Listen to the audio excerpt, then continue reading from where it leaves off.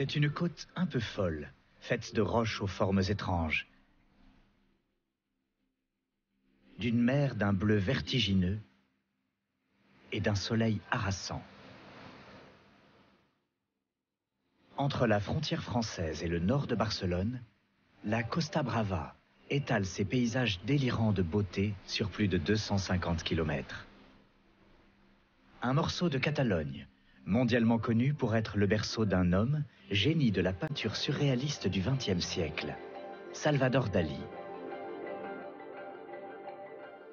C'est ici que l'artiste a vécu, là aussi qu'il a peint quelques-uns de ses plus beaux chefs-d'œuvre, comme Le Grand Masturbateur. Car il y a dans cette côte quelque chose de magique, des histoires étranges et des paysages semblant porter en eux les germes d'un surréalisme qui n'attendait que le génie d'un enfant du pays pour pouvoir s'exprimer.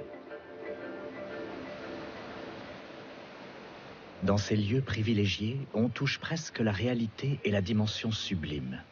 Mon paradis mystique commence dans les plaines de l'Emporda. Il est ceint par les pics de la chaîne des Albères et atteint la plénitude dans la baie de Cadaqués.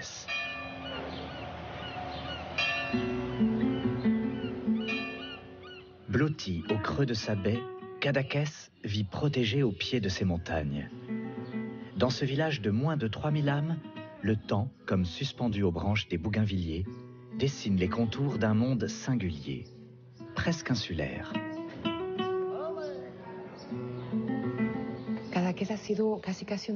Cadaqués a toujours été comme une île. C'est pour cette raison qu'elle a conservé sa langue catalane, ses traditions et sa culture. Cette particularité fait que les habitants ont un caractère différent, une autre manière de vivre et de voir les choses. Cet isolement a permis à cette perle de la Costa Brava de conserver son architecture traditionnelle, faite de maisons de pêcheurs aux murs blanchis à la chaux et de ruelles pavées de pierres sombres. Les rues de Cadaqués s'appellent les Rasteis. Elles sont en ardoise. C'est une pierre locale, une des plus anciennes de la Catalogne. Les habitants de Cadaqués allaient la chercher en bord de mer pour paver les trottoirs avec. Ces pavés, Salvador Dalí les foule durant toute son enfance et parcourt tous les recoins du labyrinthe de ruelles qu'est le vieux centre de Cadaqués. Les couleurs, les formes et le bruit de la mer toute proche nourrissent l'imaginaire du jeune homme originaire de l'intérieur des terres et le poussent à réaliser quelques-uns de ses premiers dessins. Dalí était profondément amoureux de Cadaqués. Il ne venait que pour les vacances d'été, mais on sait qu'il comptait les jours qui lui restaient avant de pouvoir y revenir, pour contempler ce ciel, ces couleurs et ce vent. Cela l'inspirait tellement qu'il passait ses journées à peindre et à dessiner.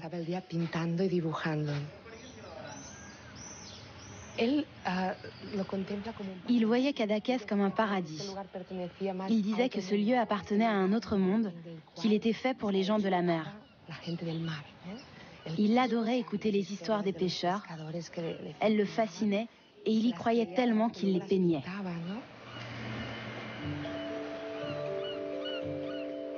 Des histoires faites d'épopées maritimes et de piraterie. Comme nombre de villages isolés de Méditerranée, Cadaqués a durant des siècles été la proie de corsaires, qui en firent même leur refuge en certaines occasions. Ce passé, la petite église de Santa Maria, située sur le point le plus haut de la ville, en témoigne. Construite au XIIIe siècle, elle est pillée en 1543 par des pirates sarrasins, puis reconstruite un siècle plus tard par les pêcheurs du village dans un style gothique, matiné d'influence locale. C'est ce que révèle un retable de 23 mètres de hauteur, dédié à la Vierge de l'Espérance.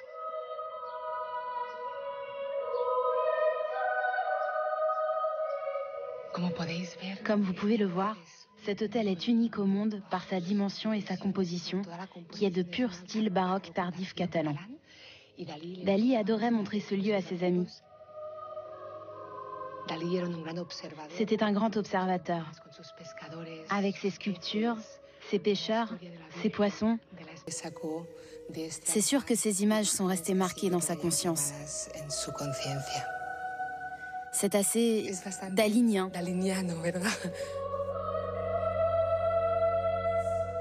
Cet univers religieux surchargé de détails, Dali le reproduira à l'infini sur nombre de ses toiles, comme le Conseil œcuménique, mais également un peu plus loin sur les hauteurs de la ville, à Portligat. C'est dans cette petite baie protégée des vents que l'artiste décide de s'installer. À 26 ans, il y achète une petite maison de pêcheur qu'on peut aujourd'hui visiter et qui deviendra la toile de fond des œuvres.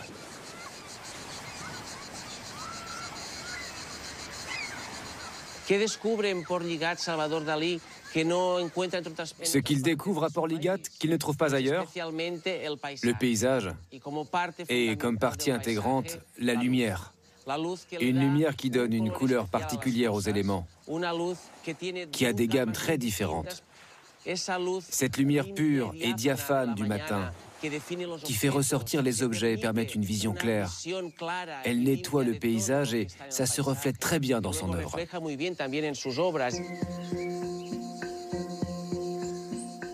Au fil des ans, Dali agrandit la bâtisse et la transforme en un manifeste architectural du surréalisme. Un cocon qui est autant sa création qu'une source infinie d'inspiration.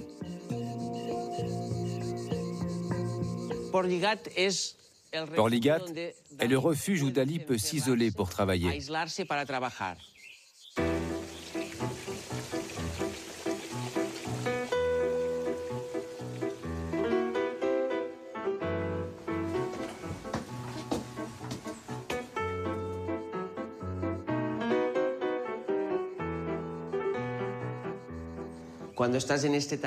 Quand il est dans cet atelier, il a la sensation d'être au cœur de Portligat, car les fenêtres qu'il a dessinées lui-même ne sont pas seulement pensées pour voir le paysage, mais plutôt pour que le paysage entre dans l'atelier. Cette lumière que Dali définissait comme la lumière de l'éternité, la sensation de la tramontane, comme ce vent typique qui souffle ici, c'est tout cela qui pénètre dans la maison. Ce souci de faire entrer la nature se retrouve jusque dans la chambre à coucher de l'artiste.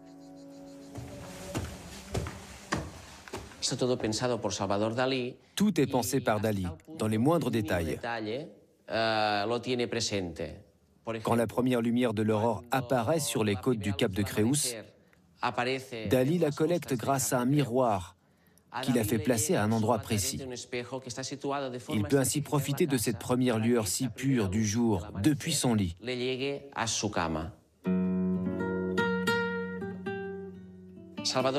Dali aimait dire qu'il était ainsi le premier Espagnol à voir le soleil se lever. Le matin vous offre une joie sauvage et amère, férocement analytique et structurale. La brise matinale dessine des sourires de petites vagues heureuses dans l'eau. Quand on se promène à Portligat, on perçoit à quel point le paysage est Dali. Et Dali est le paysage. Lorsque tu te promènes ici, tu ne sais plus très bien si tu es au cœur de la nature ou dans une toile de Dali.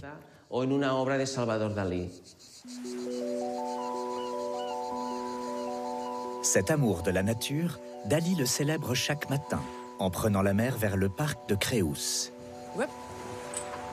Merci. Une réserve maritime et terrestre aux allures de bout du monde, aux confins de l'Espagne et de la France, dont certaines criques ne sont accessibles qu'en bateau. La caractéristique principale du cap de Creus, c'est sa géologie, car on y trouve des roches très très anciennes qui peuvent avoir jusqu'à 550 millions d'années.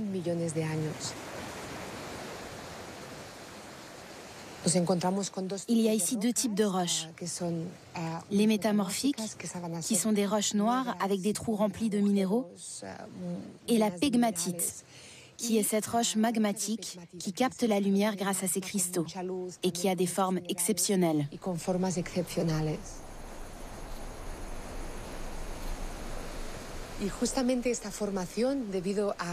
Et c'est justement ce terrain, avec l'éruption de ces Pyrénées qui viennent mourir dans la mer, qui a formé des petites calanques de sable fin avec leurs eaux turquoises.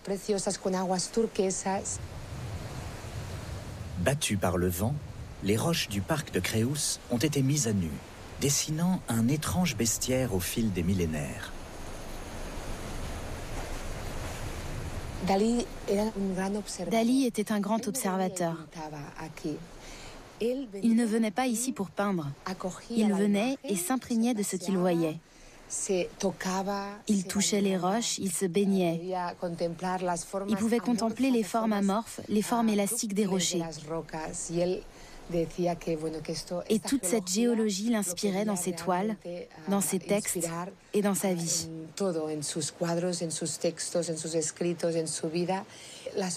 Les formes d'aigle, de chameau, de lapin, et tout cela va s'installer dans son mental.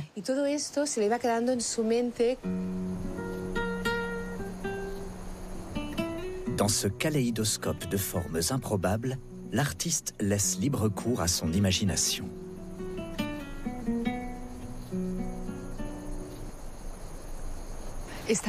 Ce rocher a particulièrement marqué Dalí.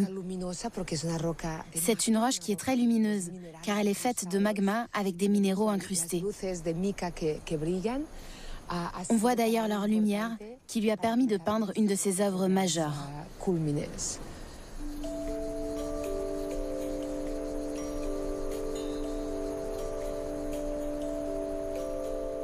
Cette œuvre sera Le Sommeil, qu'il peint en 1937.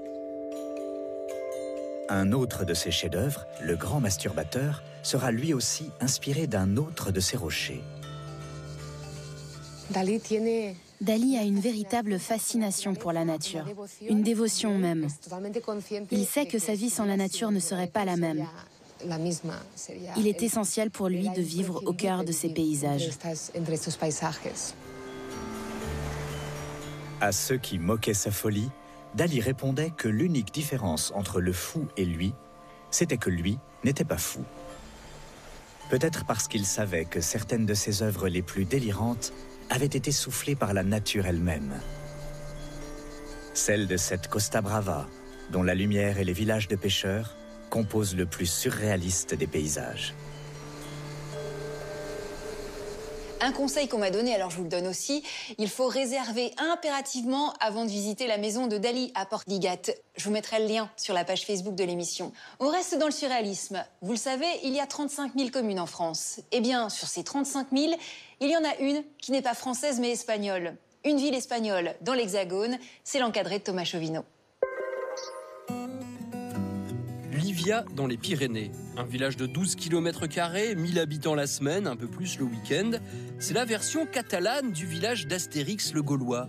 Livia, c'est une enclave espagnole au beau milieu du territoire français.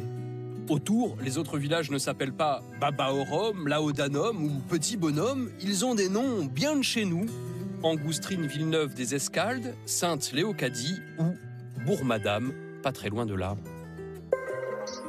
Le drapeau de la Catalogne indépendante flotte sur la ville, les noms des rues, les boutiques. Ici, on parle catalan, on boit catalan, on mange catalan.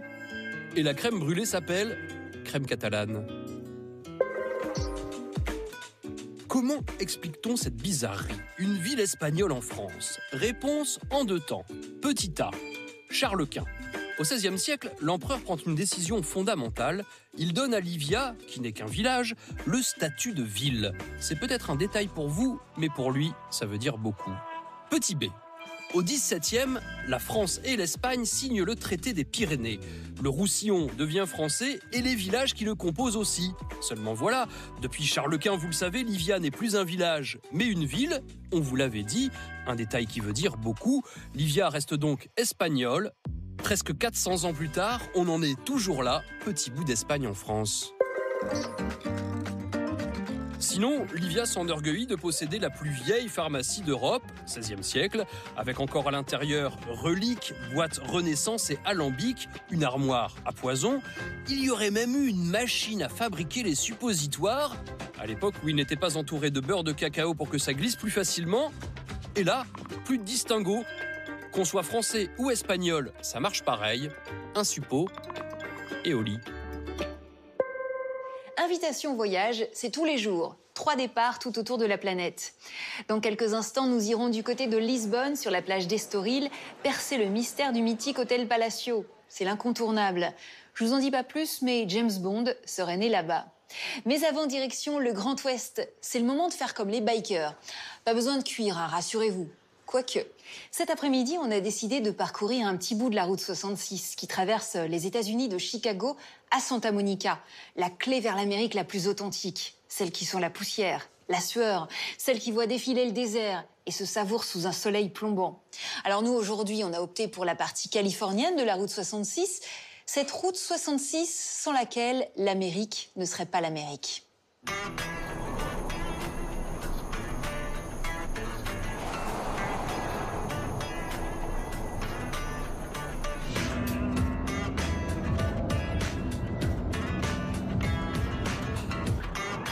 Le rêve américain, les grands espaces, la liberté. Voici en quelques mots ce qui nous vient à l'esprit lorsqu'on évoque une des routes les plus mythiques du monde. La route 66. Ancrée dans l'imaginaire collectif, on la retrouve dans de nombreux films. Mais elle raconte aussi un étonnant chapitre de l'histoire des États-Unis. Première voie transcontinentale goudronnée en Amérique, la 66 démarre à Chicago et vient s'achever face à l'immensité du Pacifique, à Los Angeles. Dernière étape de ce parcours mythique, la Californie. Sur un tronçon de 400 km d'est en ouest, le voyageur découvre un visage empreint de gloire, de désillusion et aujourd'hui d'espoir.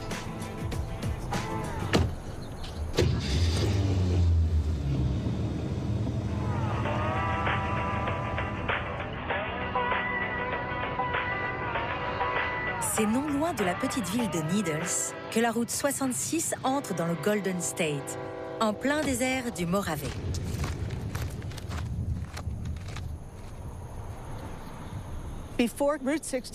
Avant la route 66, le paysage ressemblait à ce que l'on voit ici.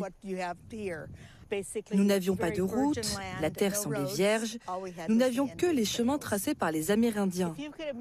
Vous pouvez alors imaginer les natifs américains traverser la rivière et tout ce qu'ils voyaient à des kilomètres lorsqu'ils marchaient durant des jours entiers, c'était ce décor.